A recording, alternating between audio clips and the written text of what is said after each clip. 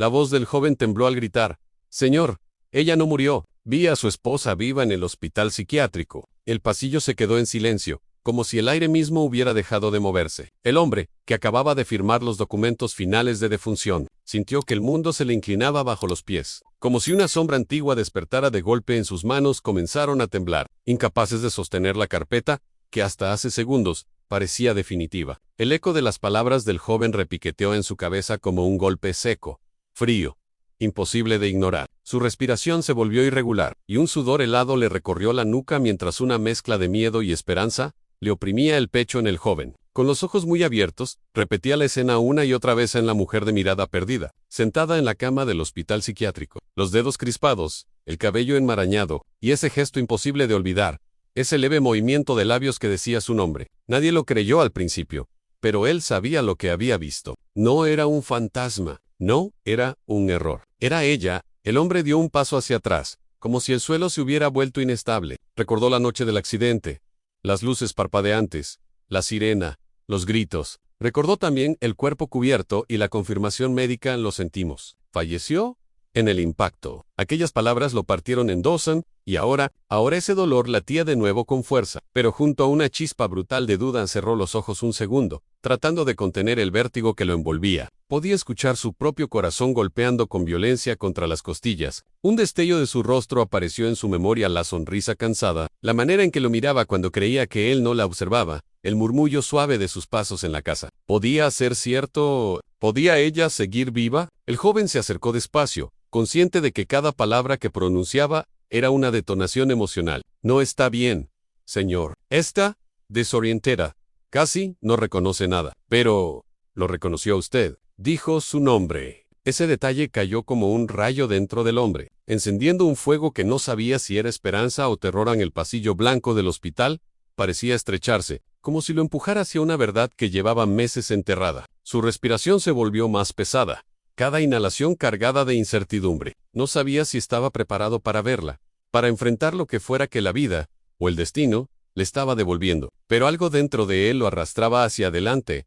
El joven continuó hablando, pero su voz ya sonaba lejana. El hombre solo podía escuchar el latido de su propia sangre, una mezcla brutal de miedo, amor y una punzada de culpa. Porque, aunque nunca lo dijo en voz alta, había cosas que no cerraban sobre su muerte. Había detalles borrosos, fragmentos incompletos, silencios que nunca entendió del todo. En cuando finalmente dio el primer paso hacia el ascensor, sintió que sus piernas no le pertenecían. Era como caminar dentro de un sueño pesado, en el que cada movimiento debía atravesar capas de incertidumbre y dolor. Las luces del hospital parpadearon, y el tenue zumbido eléctrico acompañó el ritmo acelerado de su respiración. Todo a su alrededor parecía prepararlo para un encuentro que podría romperlo o salvarlo. El ascensor se abrió con un sonido metálico, frío, y él entró sin mirar atrás. Sabía que al final de ese pasillo, detrás de una puerta numerada y silenciosa, esperaba la verdad más devastadora de su vida. Y mientras el ascensor ascendía, comprendió que nada, absolutamente nada, volvería a ser igual después de verla. Cuando las puertas del ascensor se abrieron, un olor tenue a desinfectante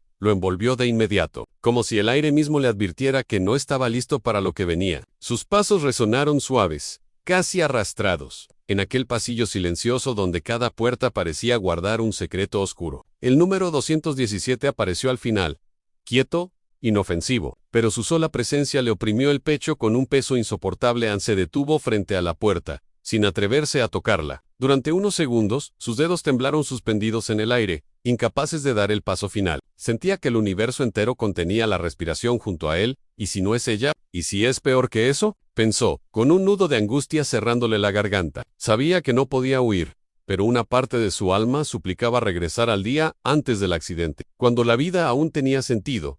Finalmente rozó la madera fría con la yema del dedo. Un golpe suave, apenas audible, pero suficiente para hacerle sentir que algo irrevocable acababa de comenzar. Un silencio denso respondió desde dentro. Luego, pasos lentos, desordenados, como si cada uno costara un mundo. Su corazón se desbocó, atronando en sus oídos como un tambor desesperado.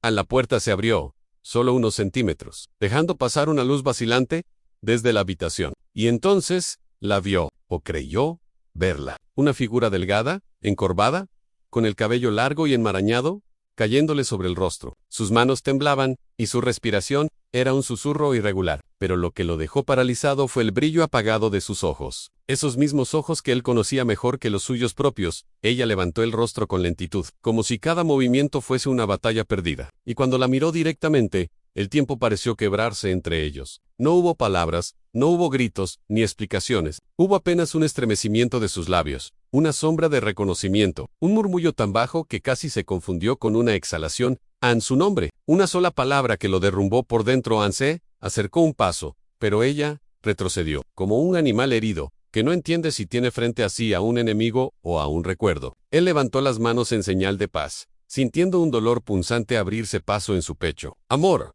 soy yo. Pero ella negó con la cabeza, repetidas veces, con un terror inmenso dibujado en el rostro, como si hubiera visto algo que él no podía imaginar. De pronto, una enfermera apareció detrás de ella, sosteniéndola con suavidad por los hombros. Su voz profesional intentó explicar algo sobre trauma, sobre confusión, sobre el impacto del accidente en su memoria, pero las palabras flotaron como humo. Nada podía atravesar la tormenta que lo desbordaba por dentro. Solo veía a su esposa, viva, frágil, perdida en un mundo que ya no recordaban. Él quiso abrazarla, pero la enfermera lo detuvo con un gesto firme. No así, no ahora. Podría empeorar su estado. Sus palabras fueron un golpe helado. Lo que más deseaba en el mundo, tocarla, sostenerla, decirle que estaba ahí, le estaba prohibido. Ella volvió a mirarlo por un instante, y en sus ojos pasó algo breve, una chispa, un destello, una memoria rota tratando de volver a su sitio.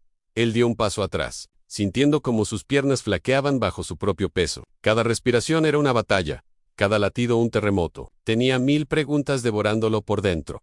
¿Por qué lo dieron por muerto? ¿Quién firmó? ¿Qué ocultaba el informe médico? ¿Por qué nadie lo llamó? ¿Qué verdad se escondía detrás de aquella noche maldita? Antes de cerrar la puerta, ella alzó una mano temblorosa. No era un saludo, no era un rechazo, era un gesto suspendido entre dos mundos, como si intentara alcanzar algo que no podía nombrar. Y justo cuando la puerta se cerró, él escuchó su voz, apenas un susurro rasgado, una palabra que lo dejó sin aire en ayúdame. El pasillo lo tragó en silencio, y mientras se apoyaba en la pared para no caer, comprendió que no había vuelto para reencontrarla, sino para descubrir una verdad que alguien, en algún lugar, había querido enterrar para siempre, y en lo más profundo de su alma, supo que ese susurro no era un pedido, era una advertencia.